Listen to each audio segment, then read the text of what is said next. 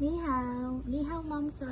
My name is Janina Maya Pakleb, 29 years old. I am married. I have two daughters.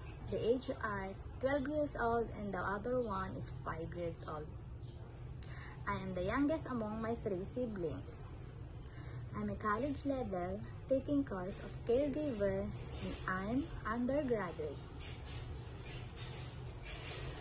I have experience being domestic helper here in Philippines for 8 years in 2 different employers.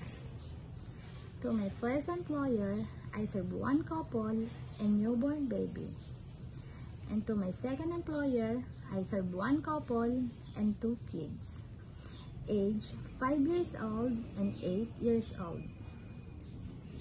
My duties and responsibilities to my former employer is doing the household, like cleaning the house, doing the laundry, ironing, marketing, cooking, car washing, gardening, and good taking care to the children. My special skills are playing with the kids, reading books with them, and tutoring of kids. To my prospect employer, Mom, sir, please choose me as your domestic helper and I will be your good helper.